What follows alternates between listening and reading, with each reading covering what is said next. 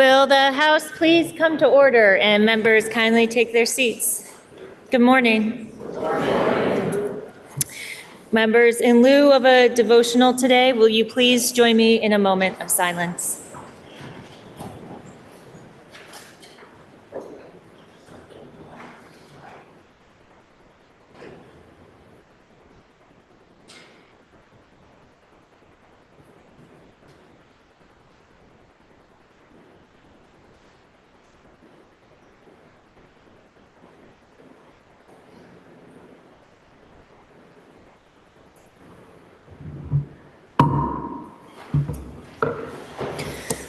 Are there any announcements?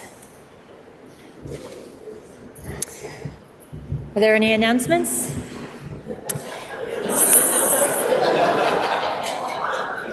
Seeing none, orders of the day. All right, members, we will begin with Senate Bill 313, which is an act relating to transforming Vermont's career technical education system. The bill was referred to the Committee on Commerce and Economic Development, which recommends that the House propose to the Senate to amend the bill as printed in today's calendar. The member from Coventry, Representative Marcotte, will speak for the committee. The bill was then committed to the Committee on Education, which recommends that the report of the Committee on Commerce and Economic Development be amended as printed in today's calendar. The member from Cornwall, Representative Conlon, will speak for that committee. And then carrying an appropriation, the bill was then referred to the Committee on Appropriations, which recommends that the bill ought to pass in concurrence with the proposal of amendment recommended by the Committee on Commerce and Economic Development when amended as recommended by the Committee on Education. The representative from Burke, Representative Kozensko, will speak for that committee. Please listen to the second reading of the bill. 13, an act relating to transforming Vermont's career technical education system. Member from Coventry. Thank you, Madam Speaker.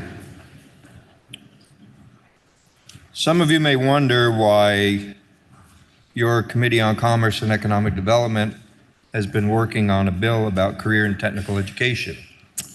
I'd like to take you down memory lane a little bit and give you some background. 2017, your House Committee on Commerce was relieved of its charge of overseeing telecommunications and electric utilities when the newly formed Energy and Technology Committee was instituted. However, House Commerce was then given oversight on all things workforce. And when I say all things workforce, I mean all things workforce within and outside of state government. We began working with the Workforce Division at the Department of Labor, with the Career Technical Education Division at the Agency of Education, as well as our 17 career centers in both secondary and adult education, and our House Committee on Education and our Legislative Council. We have spent a considerable amount of time in this session working with our CTE directors, with the Secretary of Education and Director of CTE, with the Commissioner of the Department of Labor and the Director of Workforce at the Department of Labor, as well as with our Legislative Council on the issues of governance. We have 4 different governance systems throughout our 17 CTE centers, with no clear consensus of which system we should adopt. We heard and developed legislative language to create an Education Service Agency, or ESSA, which led to many questions of how this might work, especially when we don't know yet what the reform of statewide education will be. The governance discussion must happen together with these reforms. So we've taken another road. Your Committee on Commerce and Economic Development strongly recommends that as we look down this road of education transformation, that our goal should be developing regional integrated high schools where CTE is one part of the curriculum, not standalone, just as reading, writing, arithmetic, and science are. And that there be one building or campus within one school budget. No more separating out the funding. We can no longer separate our students' educational opportunities. We must integrate them. During discussions we have had both over the previous 8 years and during this session, we have learned that the absence of a statewide school calendar, statewide graduation requirements, that only 50% of school districts are implementing some aspect of the legislative requirement of personalized learning plans for every student has caused us to fail our children. Many CTE centers have CTE programs that are oversubscribed and others that are undersubscribed. We are leaving too many of our children behind, and they deserve better. We have students who are unable to access CTE centers, the students that are struggling with traditional ways of learning. Many times, we lose these students to the correctional system. But we've also heard from those students who have accessed CTE, how it changed their life, changed their direction. Every student, whether or not they are college bound, should have, no, they must have access to CTE. Especially for those who are not going off to college. It is imperative that we provide them with the skills that are needed to find good paying jobs in industries that are looking for a highly skilled workforce. And we cannot forget about them once they have graduated high school. We must provide more resources, more investments on the adult side of CTE. We have also heard that for nearly the past 30 years, CTE rules and procedures have not been updated, causing many issues and difficulties within our CTE centers and system. We need to require that rulemaking and procedures be reviewed at a minimum of every 5 years and be updated if necessary. That sending school districts to the CTE centers also be required to accept the credits or proficiencies that the students earn.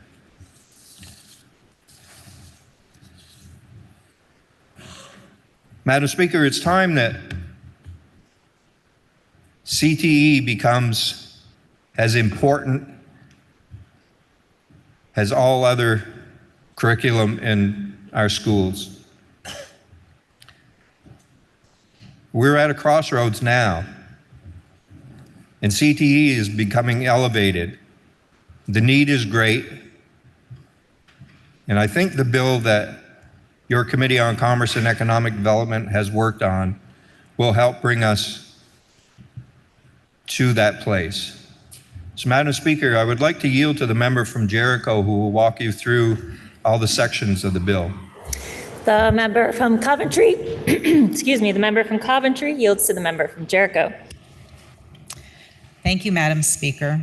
I really wanted the member from Coventry to have the ability to present this bill as his last bill on the floor, as CTE is so dear to him, but in his generous nature, he has shared that with me. So I will now take you through the bill. You can find it on page 3867 of today's calendar. Section 1 is the findings, much of which was covered in Chair Marquardt's introduction. Section 2 is legislative intent, which hopefully everyone will find is common sense. Provide universal access to CTE, increase exposure and early awareness, provide consistency in admissions policies across the state, address student accesses that are created by address the issues that come up with student access that are created by lack of transportation, enable more flexible delivery models and sharing of resources, understand workforce needs and align CTE offerings to emerging labor markets, ensure funding system does not disincentivize student participation, and finally, modify CTE governance to strengthen the system. Section 3 requires that the Agency of Education, AOE, in collaboration with Vermont Association of Career and Technical Directors and the Vermont Superintendent Association, issue guidance to provide clarity to the field prior to rules updates in the following areas. definitions, including what a CTE program or in credentials, embedded academics, and satellite models mean.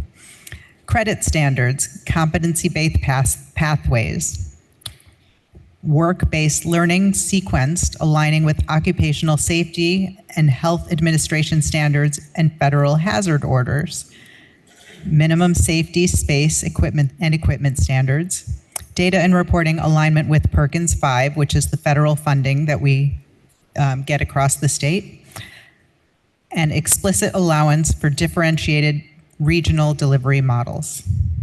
Section 4 modifies 16 VSA 1532 to ensure that the State Board of Education reviews rules and procedures for CTE every 5 years and updates the rules and procedures as deemed necessary following that review. Section 5 asks the AOE to submit a report to the legislature covering 3 areas: recommending educator endorsement requirements that balance the need for increasing numbers of CTE educators with industry expertise and the qualifications needed to provide quality education to students, recommendations for a pathway to ease disputes between CTE centers and sending high schools, which is a temporary measure that hopefully will be covered as we continue to reform our education model in the state, and updates to the Flexible Pathways Initiative. It was created in 2013, and it has been inconsistently implemented at best throughout Vermont. Section 6 creates a new definition for comprehensive high schools, as found in 16 VSA 1522. This new definition is that it will be a public or independent school other than a career technical center that provides secondary career technical education approved under Section 1533 of this title.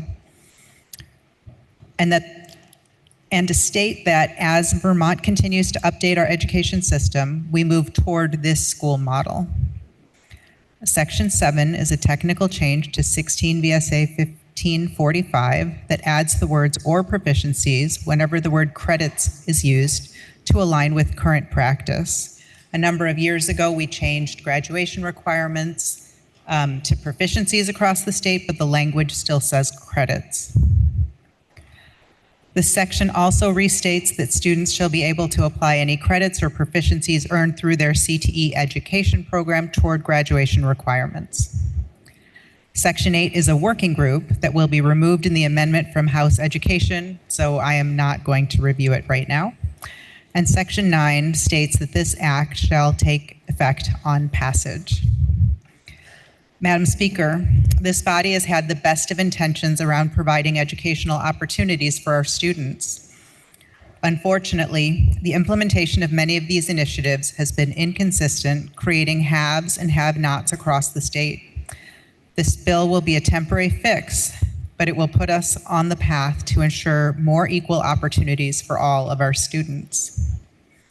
Your House Committee of Commerce and Economic Development heard from the following witnesses: the State Director of Adult Education and Literacy at the Agency of Education, the Executive Director of Northeast Kingdom Learning Services, a representative from Action Circles, 2 fiscal analysts from the Joint Fiscal Office, a technical education instructor from Rutland Northeast Supervisory Union, the Director of Government Affairs from Downs Racklin Martin, Executive Director of the Vermont Superintendents Association, the Director of Workforce Development from the Department of Labor, President of Vermont Association of Career and Technical Directors, the Chair of the State Board of Education, and Legislative Counsel from the Office of Legislative Counsel.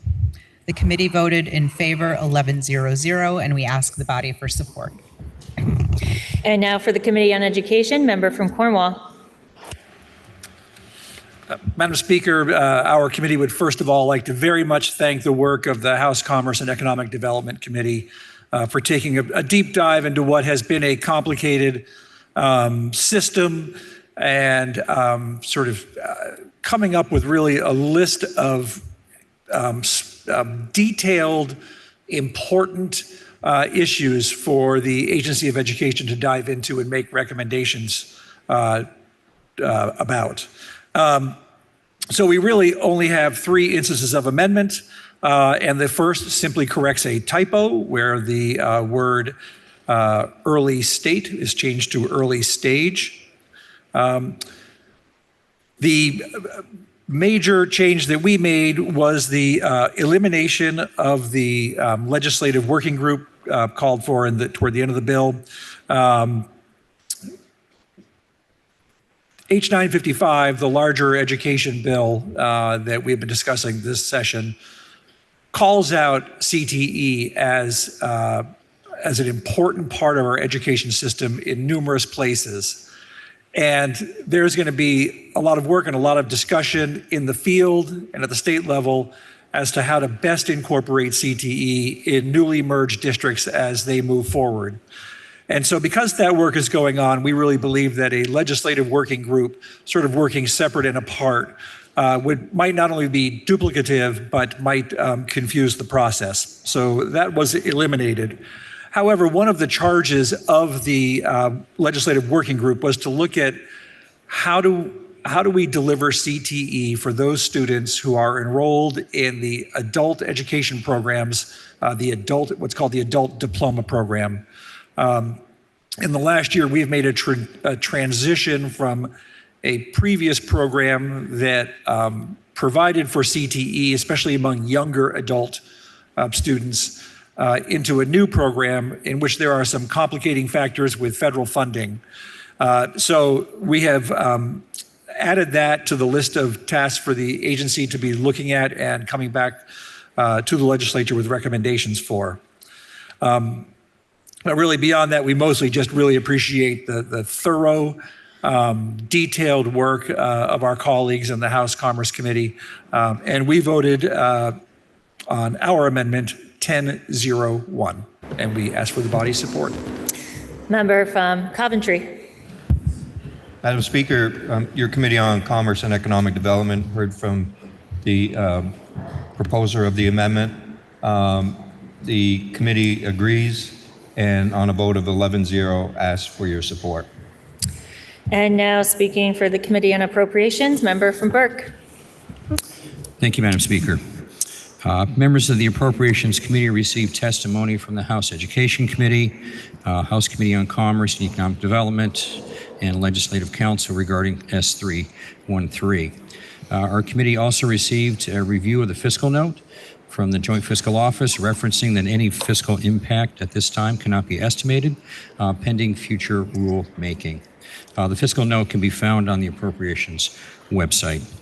Our committee thanks the Education and Commerce Committees for their work to bring this proposed legislation forward.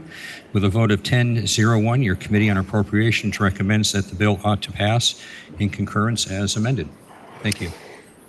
So the first question is, shall the report of the Committee on Commerce and Economic Development be amended as recommended by the Committee on Education? Are you ready for the question? If so, all those in favor, please say aye. Aye. All those opposed, please say nay. The ayes appear to have it.